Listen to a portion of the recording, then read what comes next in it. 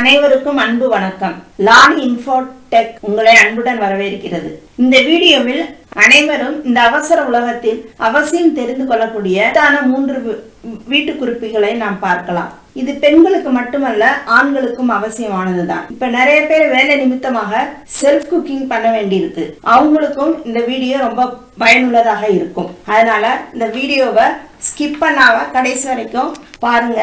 Like பண்ணுங்க, share பண்ணுங்க, subscribe பண்ணுங்க. வாங்க வீடியோக்குள்ள போலாம். அலுவலகம் போறவங்க, வீட்டுல இருக்க இல்லத்தரசிகள் எல்லாருமே இட்லிக்கு அல்லாட்டி தோசைக்கு மாவு நிறைய ஆட்டி ஃப்ரிட்ஜ்ல வைக்கும் பழக்கம் இருக்கும்.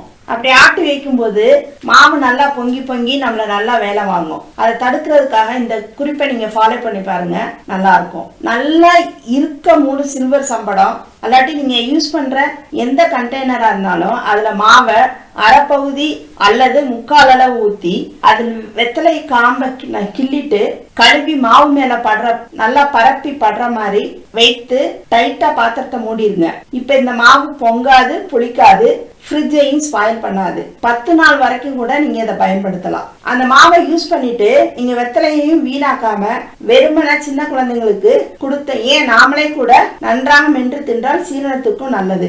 அது போலவே சில பேர் நல்ல அடமாவுக்கு அரைச்சி வச்சிருப்பீங்க, சீக்கிரம் புளிச்சு போயிடும். அந்த மாதிரி நேரத்துல நீங்க என்ன பண்ணணும்னா, ரொம்ப சிம்பிளா நம்ம தேங்காய் சில்லு இருக்கு இல்லையா, அதை வெட்டி மாவுக்குள்ள போட்டு வச்சுட்டு மறுநாள் நீங்க எடுத்து யூஸ் பண்ணீங்கன்னா அந்த புளிப்பு தன்மையெல்லாம் அந்த தேங்காய் உறிஞ்சிரும். அதனால நீங்க அடமாவு ஃப்ரெஷ்ஷா எப்பயும் போல யூஸ் பண்ணிக்கலாம். இரண்டாவதாக, இப்ப பெரும்பாலும் சாதம் வடிச்சு சாப்பிடுறத விட்டுட்டோம், நேரமின்மை காரணமாக. நம்ம குக்கரை தான் அதிகம் யூஸ் பண்றோம். சில பேருக்கு அப்ப நிறைய தடவை தண்ணி பொங்கியோ இல்ல சிதறியோ நல்லா தெளிச்சு அந்த அடுப்பையே ஸ்பாயில் பண்ணும். நம்ம அடிக்கடி அடுப்பை கிளீன் பண்ண வேண்டிய சூழ்நிலை ஏற்படும். இனி அதுக்கு அவசியமே இல்லை. நீங்க இந்த ட்ரிக்கை ட்ரை பண்ணி பாருங்க. குக்கர்ல அளவா தண்ணி ஊத்தி லேசா கொதி வந்த பிறகு அப்புறம் தான் நம்ம அரிசியை போடணும் எப்பயும். அப்ப 1 ஸ்பூன் நல்லெண்ணெய் அல்லது கடலை எண்ணெய் அல்லது நெய் ஊற்றி கரண்டில நல்லா ஒரு கலக்கிட்டு பின்னாடி அந்த குக்கர் லிட்டை வச்சு மூடுங்க. ஆனா ஆவி வந்த பிறகுதான் எப்பயுமே விசில போடணும். இப்ப விசில போட்டுட்டு ஸ்டவ்வை சிம்ல வச்சு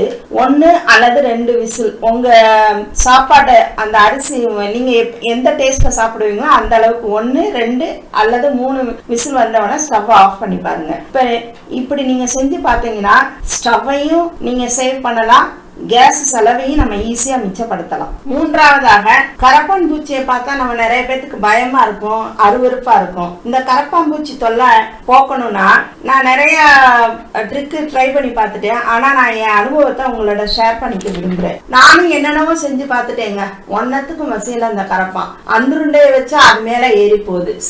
சரி விடுன்னு கரப்பான் பூச்சி சாக்பீஸ் கோடு போட்டு வச்சா ஜீப்ரா கிராசிங் மாதிரி அது மேலேயே ஊறுது. இப்படி பல மெத்தட் செஞ்சு பார்த்து ஒரு பிரயோஜனமும் இல்ல. ஒரு நாள் என் கணவர் தற்செயலாக எக்ஸ்பரியான, அதாவது காலாவதியான டால்கம் பவுடரை முகத்துக்கு போடுற பவுடர் தான் சொல்றேன், கீழே தட்டி விட்டார். அது மேல கரப்பாம்பூச்சி ஊர்ந்ததும் அப்படியே லேசா மயங்கின மாதிரி நல்லா சுருண்டுச்சு. உடனே அந்த பவுடரை சமையலறையின் செல்ஃப் ஓரத்துல, பாத்ரூம் கதவோட ஒட்டிய தர மற்றும் கரப்பாம்பூச்சி நடமான இடங்கள் இதெல்லாம் அப்படியே லேசா பார்டர் கோலம் போடுற மாதிரி தட்டி விட்டேன். நிஜமாகவே நான் நிம்மதி அடைஞ்சேன். கரப்பாம்பூச்சி அங்கங்க மயங்கி சுருண்டு கிடந்தது.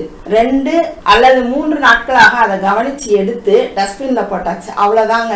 2-3 மாசத்துக்கு கவலையே இல்லாம இருந்துச்சு. 3 மாசத்துக்கு பிறகு லேசா பவுடர் வாசனை குறைஞ்ச உடனே சின்ன பூச்சி மாதிரி லேசா தென்பட்டுச்சு. பிறகு ஓரங்களை எல்லாம் நல்லா கூட்டி சுத்தப்படுத்தி திரும்பி பவுடரை பார்டர் கோலம் போடுற மாதிரி போட்டு விட்டேன். நீங்களும் இதை செஞ்சு பாருங்க, நிச்சயம் நீங்க ஆச்சரியப்படுவீங்க. உங்க கருத்தை, அனுபவத்தை மறக்காம கமெண்ட் பாக்ஸ்ல தெரியப்படுத்துங்க. இதே மாதிரி தாங்க பள்ளியை பார்த்தாலும் நம்மளுக்கு கொஞ்சம் பயம் இருக்கும். அதே மாதிரி நம்ம சமைக்கும் போது பாத்திரத்துல இருந்து பாய்சன் ஆயிருமோ அந்த மாதிரி பயமெல்லாம் நம்மளுக்கு இருக்கு.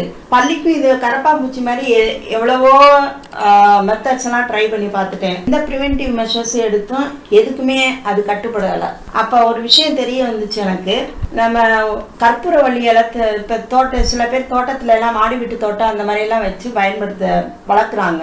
இது நம்மளுக்கு ஈஸியா கிடைக்கக்கூடியது கூட, காஸ்ட்லியானது கிடையாது. இந்த கற்பூரவள்ளி இலைய நம்ம அடுப்பு மேடை இல்ல பள்ளி ஊரு நடமாட இடம் எல்லாத்துலயும் கொஞ்சம் நல்லா 2-3 கிள்ளி அப்படி லேசா சாறு வர மாதிரி கசக்கி விட்டு அந்த இடத்துல அப்படியே லேசா தூவி அப்படியே தள்ளி தள்ளி பரப்பி விட்டு வச்சு பாருங்க. அப்ப அந்த அந்த காரத்தை அந்த கற்பூரவள்ளி இலையினுடைய காரத்தன்மை வந்து பல்லிக்கு பிடிக்காது. அதனால அந்த இடத்துல அதோட மூவ்மெண்ட் நடமாட்டம் அவ்வளவா வரல. இத சரி நல்லா டெஸ்ட் பண்ணி பார்க்கலான்னு ஒரு நாள் 2 நாள் 3 நாள்னு வச்சு பார்த்தோம். நிஜமாவே அந்த பல்லியோட நடமாட்டம் சுத்தமா இல்லாம இருந்தது. சரி இது நல்லதாச்சு செஞ்சு பார்ப்போம்னு சொல்லிட்டு தொடர்ச்சியா அந்த கற்பூரவள்ளி எல்லாம் நல்லா காஞ்ச பிறகு திருப்பி அதை எடுத்துட்டு ஒரு 2 வாரம் கழிச்சு திருப்பி அதே மாதிரி இலைகளை போட்டா இப்ப பல்லியோட நடமாட்டம் சுத்தமா இல்லை. நீங்களும் இதை ட்ரை பண்ணி பாருங்க. அதே மாதிரி இந்த இந்த கற்பூரவள்ளி இலைய வந்து ஓமவல்லின்னு சொல்லுவாங்க சில பேர். அந்த இலைய வந்து நீங்க தாராளமா பயன்படுத்துங்க. இதுல சைடு எஃபெக்ட்ஸும் இல்லை. அதனால நம்ம தைரியமா இதை நம்ம பயன்படுத்தலாம். இது போன்ற பயனுள்ள வீட்டு குறிப்புகளுடன் அடுத்த வீடியோவில் உங்களை சந்திக்கிறேன். நன்றி, வணக்கம்.